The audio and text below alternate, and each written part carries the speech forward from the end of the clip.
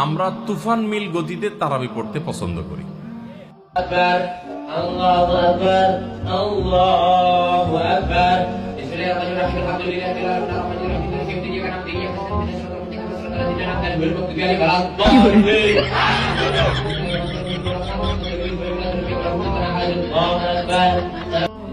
ঠিক না ঠিক?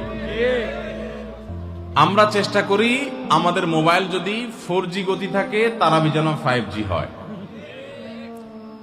সব কিছুতে স্পিড ভালো না, সব কিছুতে স্পিড ভালো না। আপনার নেটের ক্ষেত্রে স্পিড যত বেশি হবে তত ভালো, বুঝলাম।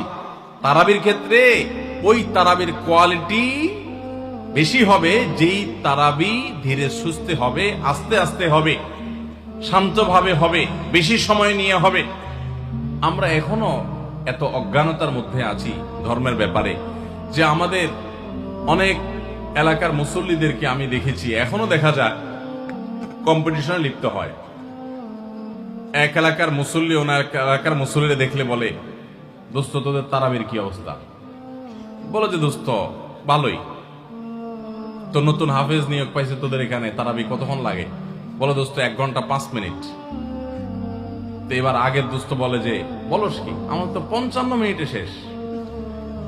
মানে খুব প্রাউড ফিল করতেছে যে আমাদের হাফেজ এত তুখোড় হাফেজ যে 55 মিনিটে শেষ করে ফেলা। শুনেন, হাফেজদের একটা গোমর বলি আপনাদেরকে। গোমরটা হইল, হাফেজদের জন্য তাড়াতাড়ি পড়াটা অনেক সহজ, আস্তে পড়া এটা সব হাফেজ পারে না। বুঝতে পারছেন? যারা গাড়ি চালাইতে পারেন, ড্রাইভিং জানেন, তারা ভালো করে বুঝবেন, গাড়ি জোরে চালাইতে খুব বেশি যোগ্যতা লাগে না, গাড়ি আস্তে চালানোর জন্য যোগ্যতা লাগে। আমি জীবনে যখন প্রথম গাড়ির স্টিয়ারিং হুইল ধরে শেখা শুরু করি, আমাকে ট্রেনিং দিছে নেপালের একজন ভাই, আমার সহকর্মী, সৌদি আরবে ছিলেন, আলেম মানুষ, মদিনা ফারেক, শেখ রিয়াজুল হক। তো উনি আমাকে স্টিয়ারিং ধরে যখন আমি গাড়ি চালানো শুরু করছি, আপনারা যারা গাড়ি চালানো শিখাইছেন বা শিখতে দেখছেন দেখবেন, নতুন নতুন যারা ড্রাইভার হয় একদম বিসমিল্লাহ বলে মানুষ শুরু করে, যখন সাধারণত রাস্তাঘাট ফাঁকা থাকলে ভোরে এরকম সময় তো চালায়, তো তখন রাস্তা ফাঁকা পায়, আপনার স্কার্টার চাপ দিলে গাড়ি ভোঁ ভোঁ করে দৌড়ায়, শান্তি লাগে, আরো জোরে চাপ দেয়, আরো জোরে দৌড়ায়, শান্তি লাগে। তখন দেখবেন পাশে থাকা লোক বলে আস্তে আস্তে, মানে বেশি জোরে, কারণ আপনি কন্ট্রোল করতে পারবেন না। তো আমাকে তখন আমার ওই ড্রাইভিং এর যে শিক্ষক ছিলেন সে ভাই আমাকে বললেন, যখন আমি মোটামুটি চালাতে পারি, অসুবিধা নাই, তখন উনি আমাকে বললেন, আপনার জন্য এখন সবচেয়ে বড় টেস্ট হলো কত আস্তে চালাতে পারেন। বিশেষ করে ম্যানুয়াল গিয়ারের গাড়ি যদি হয়, আর যদি পরীক্ষা হয় সবচেয়ে আস্তে চালানো, তো নতুন ড্রাইভার বেশিরভাগই ফেল করবে, কারণ আস্তে চালাতে গেলে একটু পরে স্টার্ট বন্ধ হয়ে যাবে, ব্যালেন্স রাখতে পারবে না।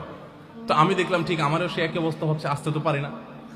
তো আমি বললাম যে ভাই আস্তে যে চালাইতে বলো তুমি, আস্তে তো চালাইতে পারতেছি না ভাই, জোরে তো ঠিকই পারি।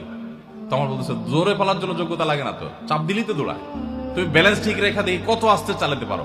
সে আমার গাড়ি থেকে নাইমা বলতেছে আমি পাশে হাঁটবো আস্তে আস্তে, আমার গতিতে তুমি গাড়ি চালাবা, দেখে পারো কিনা। আমি তো পারতেছি না। বলো যে না, তুমি এখনো পাকা হও নাই। তো হাফেজদের অবস্থা একই রকম। হাফেজদেরকে যদি বলেন যে ধীরে ধীরে পড়েন আপনারা তারাবিতে, দেখবেন অনেক হাফেজ পারবে না, অনেক হাফেজ পারবে না, অনেকে পারবে, কিন্তু গতির সাথে তা পড়া এটা খুব সোজা কাম।